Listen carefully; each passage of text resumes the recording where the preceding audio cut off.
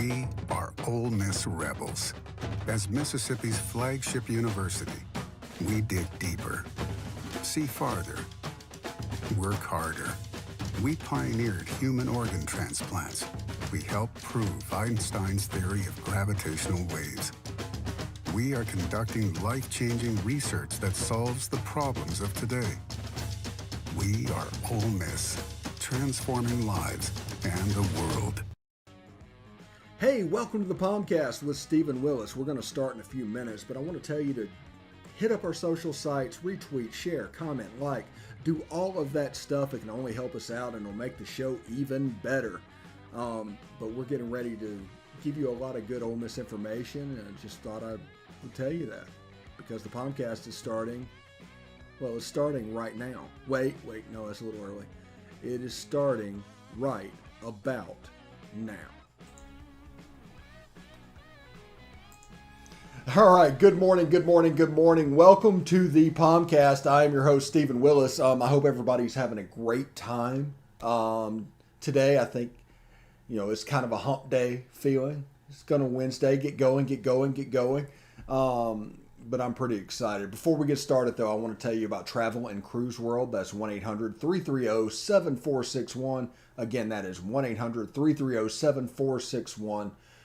Basically, what I'm trying to do here is provide a on-the-ground local experience for anybody visiting Central Florida. All these guys know all the attractions. They know all the rules. They are aware of anything that is coming up mask-related or anything with COVID that could happen real quick and pop up overnight. That is travelandcruiseworld.com. That is travelandcruiseworld.com. Tell them I sent you. I want to tell you how to watch the show. You can catch us on Twitter at Positively or at the Stephen Willis. You can catch us on Facebook at facebook.com/POMcast. And of course, you can catch us on YouTube. Subscribe, hit the bell. Positively Ole Miss is the channel. You'll know not only that we're streaming, you'll know what we're streaming about, and that'll always help you. You'll know, for instance, if like 2 nights ago, the Beast of the East is on the air. It's the Eastern Division thing. You might not be interested in that. You can kind of put that off in your own demand pile, but you can wait for the POMcast and tune in immediately. That's the goal. So that is available there. And you can catch us on Twitch at Positively Ole Miss, all one word. Audio-wise, you can catch us on Google Podcast, Apple Podcast, Stitcher, SoundCloud, Spotify, iHeartRadio, TuneIn Radio, and Pandora. We could name the smaller podcatchers, but we would be here all day.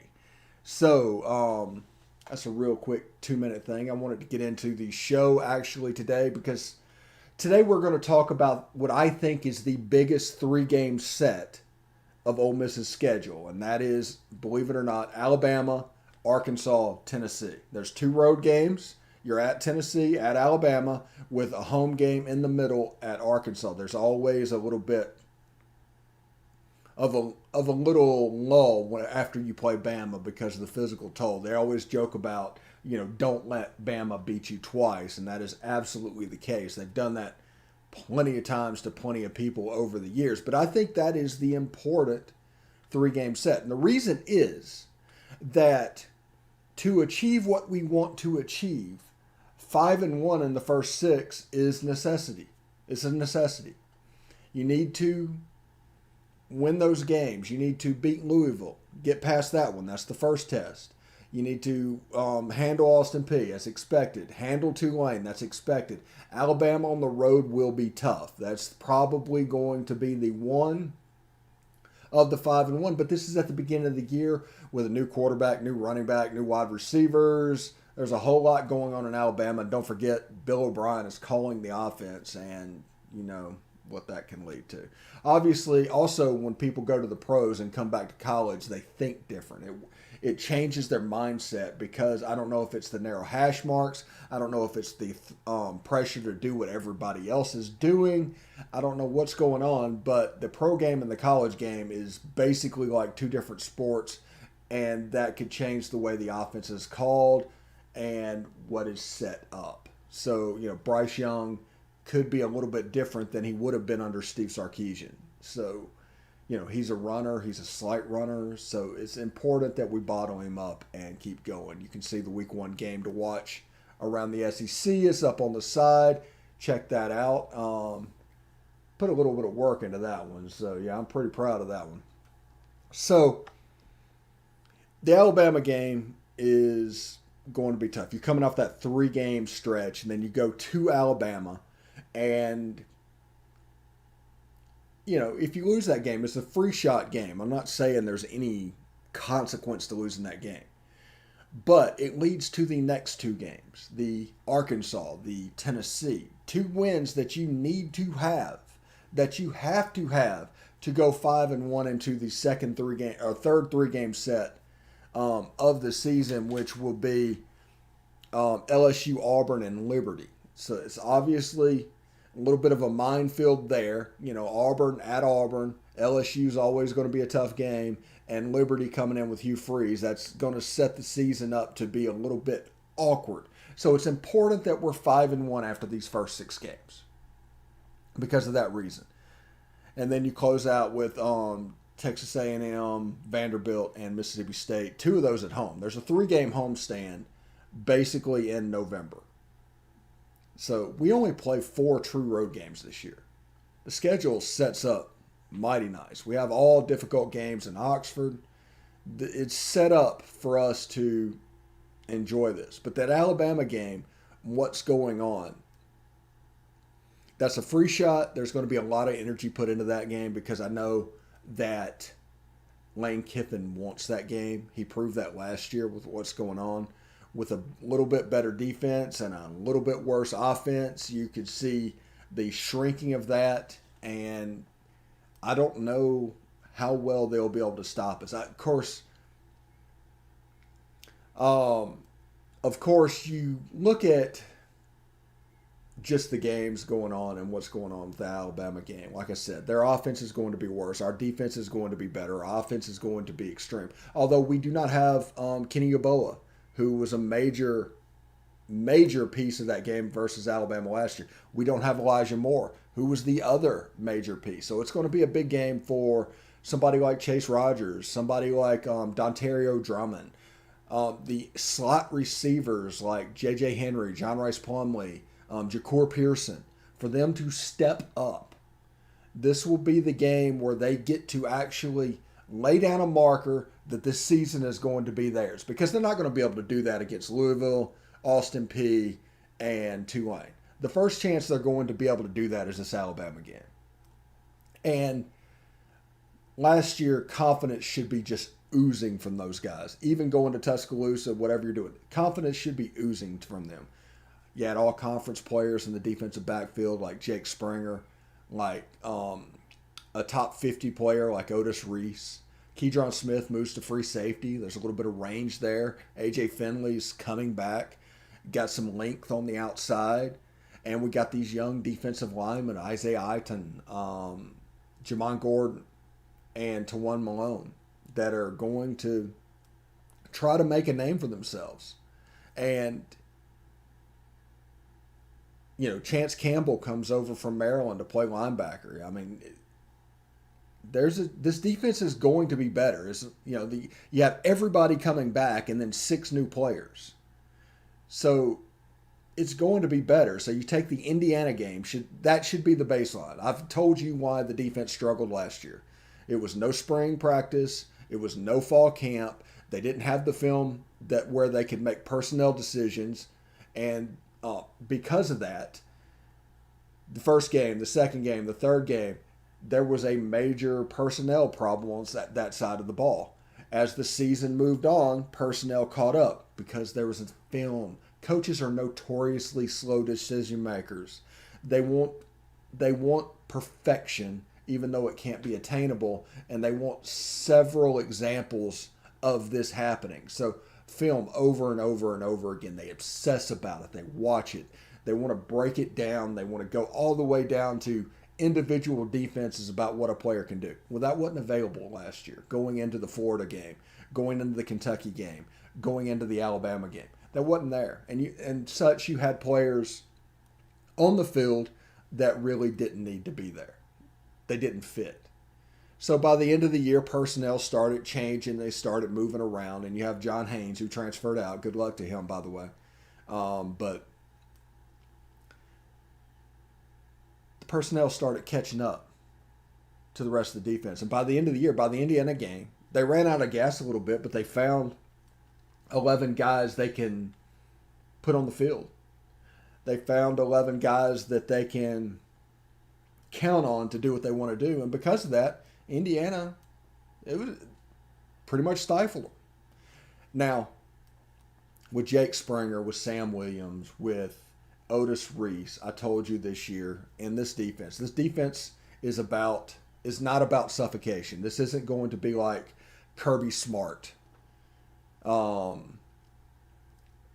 the Alabama defense, and the game was 10-3 and Alabama won, and that defense was just suffocating. That is not this defense. Do not expect that from this defense. This defense is about explosive plays, about big plays.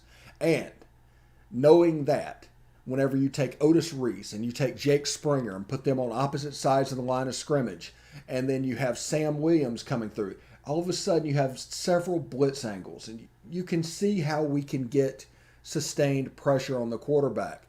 You have a defensive line that has been rebuilt to also grab double teams that won't allow them to protect as easily as they protect. So you're looking at a defense that last year gave up probably 2.5 seconds to a quarterback, 2.5 to 3 seconds because they couldn't get pressure without bringing an overload blitz, to now you might take a half a second off of that. It's 2 seconds. It's a minute. It's a second and a half. And all of a sudden it speeds up the offense. And all team sports, no matter if you're playing soccer, if you're playing baseball, if you're playing football, if you're playing basketball, it's about speeding up your opponent to a level where they become uncomfortable. You want to force mistakes from pressure. And that is why good teams like Alabama, they can overwhelm less talented teams because they can't speed it up to the level that Alabama can. That's why that trouble exists. Now, there's upsets that happen. There's things that happen. But the main thing is speed up the team, no matter what you're playing. So you put Jake Springer and Otis Reese on opposite sides of the line of scrimmage, and Sam Williams come from there, and you can blitz. You can blitz 3, you can blitz 4, you can blitz 5, and there's going to be players near the line of scrimmage that aren't coming. You can zone blitz, and it's going to be hell. It's going to be absolute hell for protections. And that is the idea of this defense. And then you get a couple of ball hawks. You saw in the spring game, Tysheem Johnson, what type of a ball hawk he was. He should have had 2 picks. He had a great pick in the end zone. That's just fantastic. Big length on the outside. I think MJ Daniels had a pick in the spring game as well. You got Keydron Smith, a former cornerback with good ball skills, starting at free safety. Now, I don't know the exact date that it started, but I think they report tomorrow or the day after, sometime in there. And this is about to get started. This is great. You guys can tell how excited I am, how absolutely excited I am to have genuine college football right around the corner. This weekend, we're 3 weeks away from week 0. From the Nebraska-Illinois game. That's just the big game of the weekend. One that I'm kind of paying attention to. But, yeah, that's the week 0 game. I think UCLA plays Hawaii also that day. So there's going to be stuff like 5 or 6 games during the day. But I said all that to say this. That Alabama game is going to be tricky. It's going to be a free shot. And we're not going to be favored to win that game. But if you look at last year and you look at what we're doing this year and you look what Alabama has and where they are in the season, we're going to have a better shot. Alabama should be unbelievably glad that this game's in Tuscaloosa. If this was in Oxford, I'd be thinking about, Ole Miss can get these guys. But it's in Tuscaloosa. Now, after that game, after all of the emotion of that game, we're going to talk about the other 2. But first, we're going to take a short break. Thank you, everybody, for tuning in. And see. Reset that real quick. And after the break, when we come back, we will talk about the Arkansas game and the Tennessee game. And we'll talk a little bit about Orlando Umana. I'm probably butchering his last name. I apologize for that. But maybe what they're going to do with him and how they're going to plan on using him and how that may open up the guard position in the future for the Ole Miss offense. So, let's see. Yeah, so stick around. We're going to take a short break. When we come back, we're going to talk about all that. So, hotty toddy.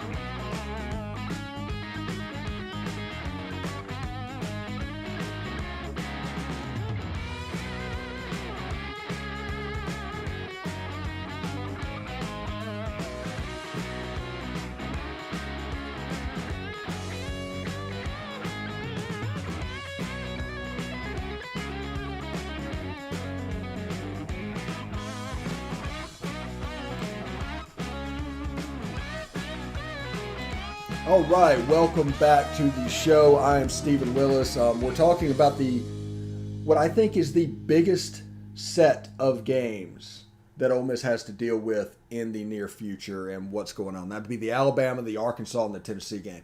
And we spent most of the first segment talking about that Alabama game and why this year is going to be different and what that means and how it sets up. But the regardless in that game is if you look at the schedule until you see otherwise, that game is going to be an L. So that is going to make the next two games extremely important. And those two games are at Arkansas and at Tennessee. Now, Arkansas is important because this will be a huge game for Matt Corral. This will be a test for his maturity. This will be a test for his emotional. He's an emotional kid. And after 6 interceptions, and you heard him in SEC media games talking about how this year is going to be different, this game is going to mean a lot to him. So, if we just play the game, we have better players than they do. We have really, we have a better version of the same scheme offensively. They might be okay defensively, but we're going to be improved defensively. And by the way, Arkansas going to start KJ Jefferson from North Panola. So it's something to keep an eye on, the emotional state of Matt Corral for that game. After 6 interceptions last year, he will want to redeem himself. And by redeeming himself, he could overdo it and get himself in trouble. I'm not saying he's going to, but that is a possibility for this game. This game being in Oxford, it helps us out considerably. The drop 8 Barry Odom crazy physical defense has given us trouble over the years. It did last year. It did when he was at Missouri, the year before that. And it did when he was at Memphis in 2015. Y'all remember with Chad Kelly and those guys. So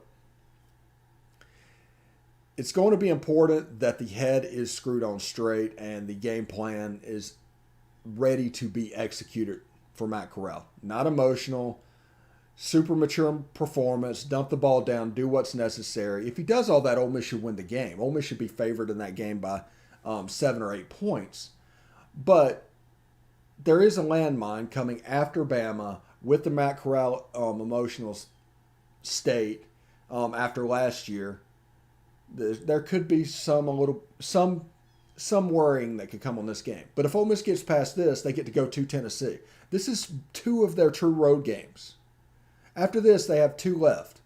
4 home games, 2 road games. One of those games is at Mississippi State.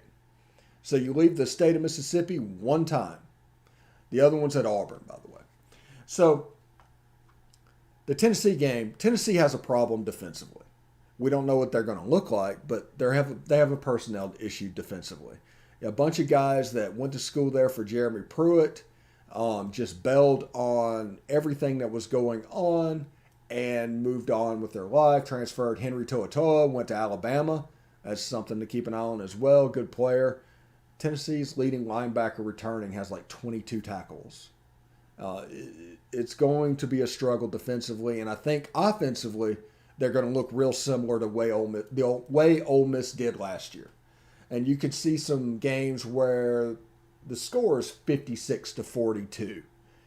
It's just outlandish. They can't stop anybody, but they really can't be stopped. And there's going to be games where a hiccup can happen because of that. Because offensively, with Hayden Hooker from Virginia Tech, with Joe Milton from Michigan, and Harrison Bailey coming back, they have a QB room that is very adequate for what they want to do. And I would expect Josh Heupel and his offensive coordinator to do stuff that's a little bit outside the box this year because they're so understaffed on defense. So this is a game that Ole Miss should win. I mean, if you look at it, I look at the schedule, it's like that's a W. But it's a game where a hiccup could happen. It's a game that could come up and get you if your offense isn't performing that day. If your defense has a bad day, you could look up and it's 45-42 midway through the fourth quarter. So just be cognizant of that going on. But this 3-game set is the most important for Ole Miss because Ole Miss, for us to do what we want to do, has to be 5-1 at the end of 6. If they're 4-2, still a plenty great season can happen and we can still have a lot of fun. But the momentum of this wave going forward, it kind of needs 5-1. Because after that, LSU can be beat, Auburn can be beat, A&M, who knows? They have a new quarterback. Everybody's talking about how good they are. But as we learned with Jeremy Johnson a few years back, you can't necessarily believe hype from quarterbacks. Mississippi State, Vanderbilt, Liberty. You have a chance at a really special season if you get to 5-1. Special season unlike really anything we've seen before. Even 14-15. And speaking of which, that Liberty game is slap dab in the middle of the second half of that schedule. So, I do want to talk about the transfers that are coming in. We haven't really hit them recently. Jaden Dix, who is a rush-in from Canada coming into Oxford. I haven't looked at film on Jaden. I'm looking at doing a transfer watch or a portal watch, portal spotlight, whatever you want to call it, in the next few days, few weeks. We're in the process of redesigning everything, getting our ad perspective ready to go, and all of that is just kind of put the secondary videos back on the back burner. We do have a video up on transfer spotlight or portal watch, I forget what we call it, on Orlando Umana. He looks to be the center, if he can do it.